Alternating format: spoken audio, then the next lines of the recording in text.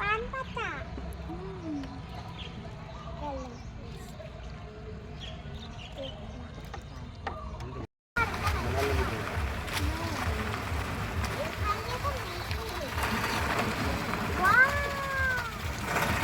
Good morning from রাচবেরি।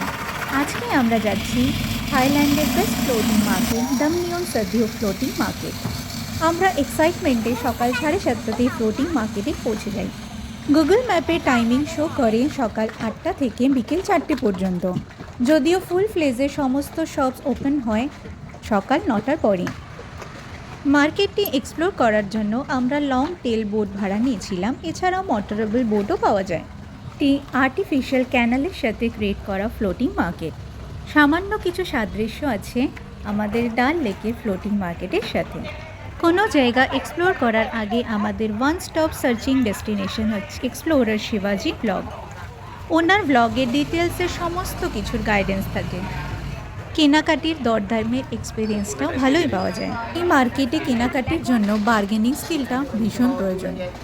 আমরা coconut ice cream নিই, যেটা ভীষণই tasty and must try. Starting হয় দামটা 200 বাথ থেকে, but actual price is 50 baht. Thailand famous sticky rice, peanut এবং ফ্লাওয়ার দিয়ে ভীষণ সুন্দর ডেকোরেশন করে দেয়। আমাদের ঘরের কাছে অন্য পাড়া আছে না।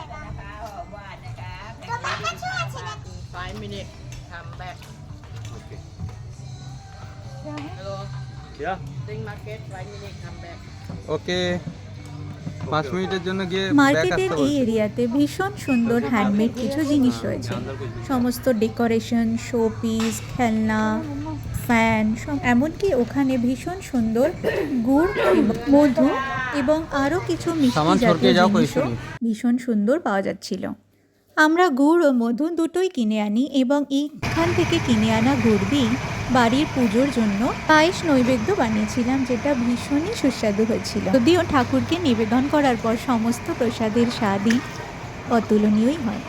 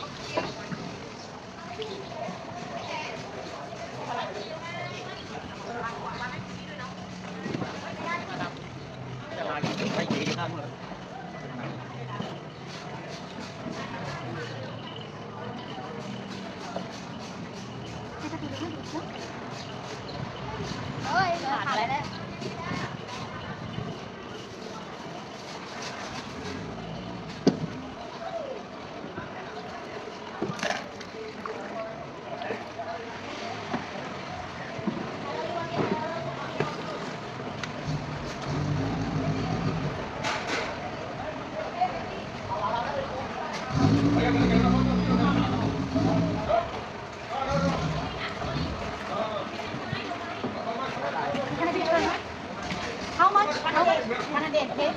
50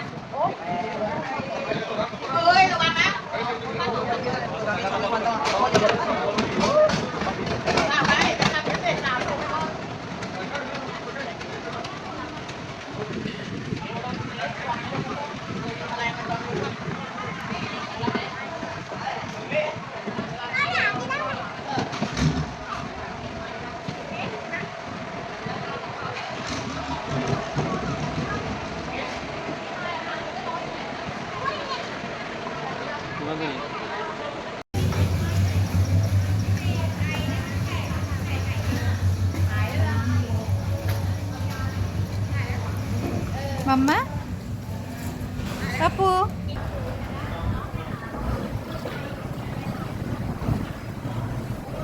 करने का कोशिश तो किया है, अच्छा खासा करने का कोशिश किया है।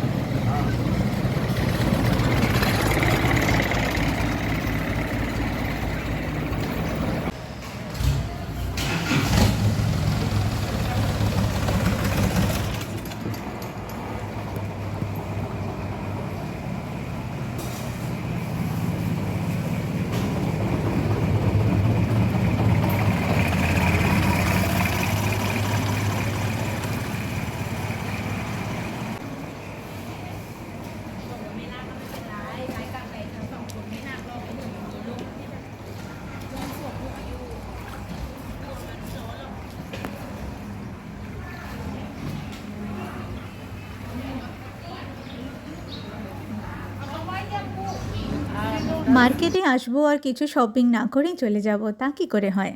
হাতির শেপে এবিসিডি পাজল, ফলের পসরা সাজানো বোর্ড ও একটি কিউব কিনে আনি আমরা। এর জন্য বার্গেনিং স্কিলকে বেশ ভালো মতো ইউজ করতে হয়েছিল। 1.5 ঘন্টা সময় যেন দেখতে দেখতেই কীভাবে কেটে গেল। এরপরের ডেস্টিনেশন ছিল রেস্কি মার্কেট, যা নিয়ে আসবো পরবর্তী ভিডিওতে। Thank you, tata.